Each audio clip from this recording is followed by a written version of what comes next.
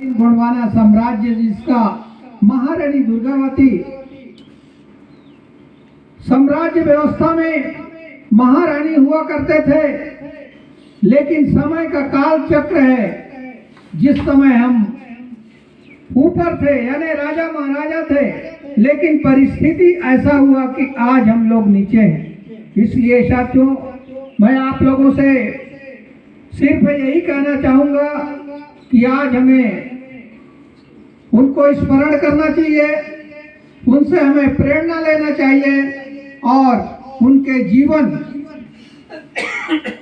में जो संघर्ष रानी दुर्गावती जिस प्रकार से कठिनाई, जिस प्रकार से जगह जगह उनको चुनौतियों का सामना करना पड़ा, उस प्रकार से हमें भी आज समाज को नई दिशा की ओर ले जाने के लिए, समाज को आगे बढ़ाने के लिए हम लोगों को भी उनसे प्रेरणा लेने की जरूरत है।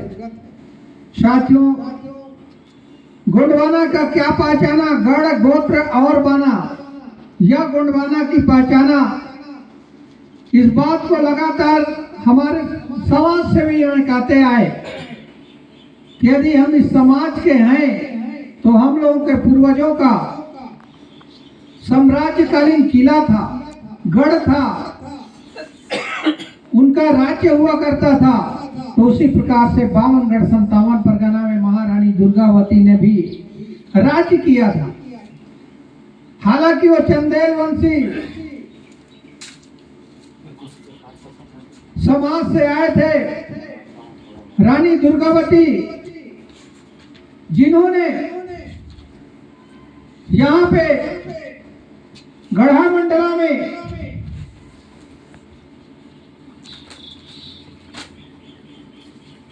जब 24 जून 1564 को नरई नाला में जिनका अंतिम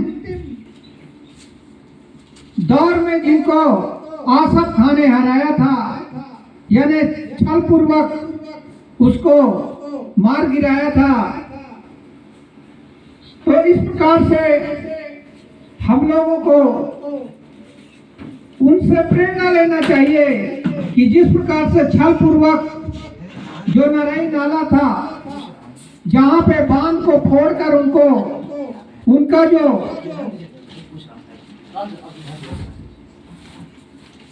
साधन था, जो घोड़ा था, उस नाला को पार नहीं कर पाया और वहां पे आसफ खां जैसे कपटी साम्राज्यवादी मुगल सेना ने वहां पे उनको मौत का शिकार बना दिया। तो इस प्रकार से साथियों, आज हम उन्हीं से प्रेरणा लेने के लिए, जिन्होंने गोंडवाना के लिए अपना तिल अपना पल समय दिया और खून बहाया। तो साथियों, मैं आप लोगों से यही कहना चाहूंगा कि गोंडवाना हमारा एक पथ प्रदर्शक, हमारा जमीर है। गोंडवाना हमारा 52 गढ़ 57 परगना का हिस्सा रहा है, लेकिन आज हम अपने इतिहास को नहीं जानते, इसलिए सिर झुका के चलते हैं। और जिस दिन आप लोगों ने अपना इतिहास को जान लिया, जिस दिन आप लोग समझ गए कि हमारा इतिहास था और यहाँ पे हमारा गोंडवाना का साम्राज्य था, हमारे बीच हमारे गोंडवाना किसी भी समाज का यदि हत्या करना है, किसी भी समाज का यदि मिटाना है, तो उनका 3 चीज को लूट लीजिए, वो समाज मिट जाता है। उसी प्रकार से गोंडवाना 52 गढ़ 57 परगना को जब खत्म किया गया, तो सबसे पहले उनका शस्त्र माने शास्त्र और संपत्ति, यानी शस्त्र माने हथियार। आज भी हमारे जो पुराने लोग हैं तेगा तलवार का पूजा करते हैं,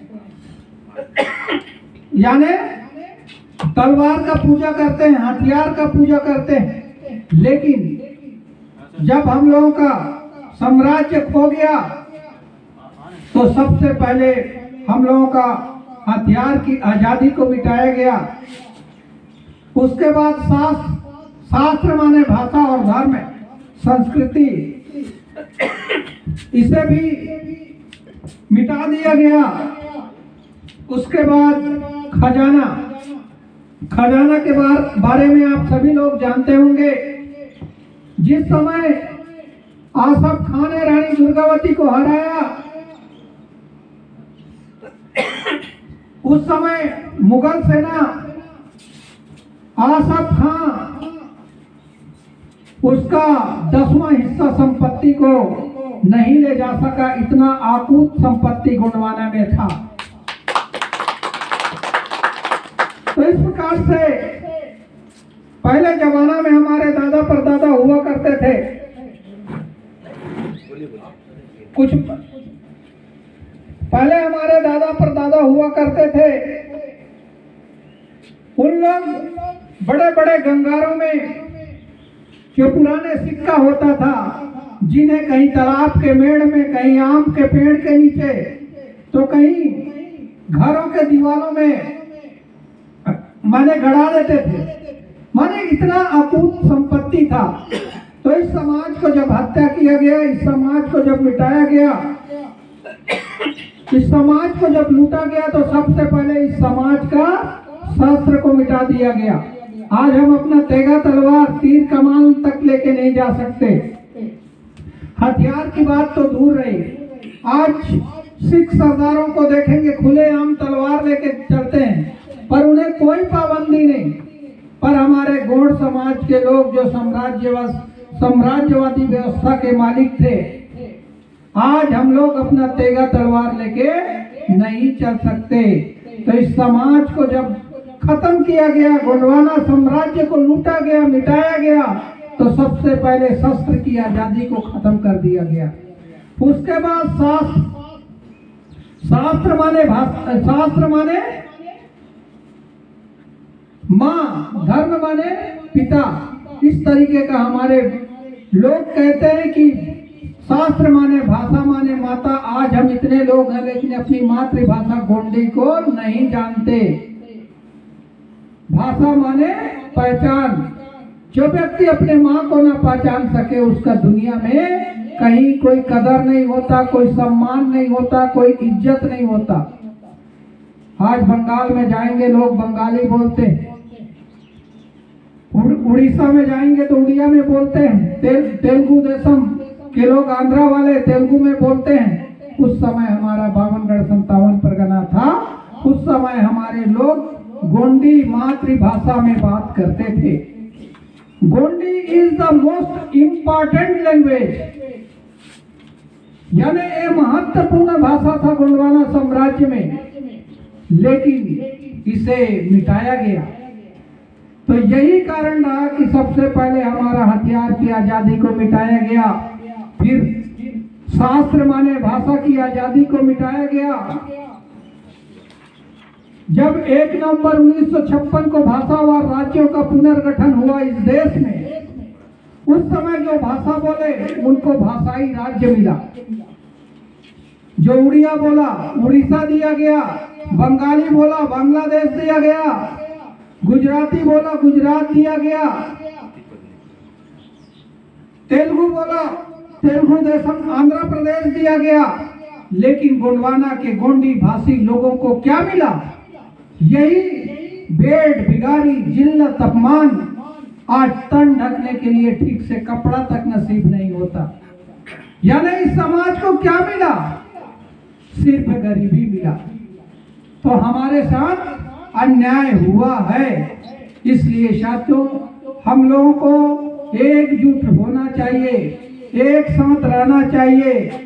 तो इस प्रकार से हमारे साथ जो अपमान हुआ, हमारे साथ जो अन्याय हुआ, तो उसके लिए दादाजी ने भी एक सहारा दिया था, जिस सहारा को आप लोग सभी जानते हैं। तो मैं यही कह रहा था कि समाज को खत्म किया गया तो पहले भाषा, पहले हथियार, फिर भाषा, फिर उसका खजाना। यानी खजाना जब बैरागढ़ का 10वां हिस्सा संपत्ति को नहीं ले जा सके, यानी इतना अथाह संपत्ति था, तो हम लोगों का तीनों चीज मिट गया। इसलिए आज हम लोग गरीब हो गए हैं।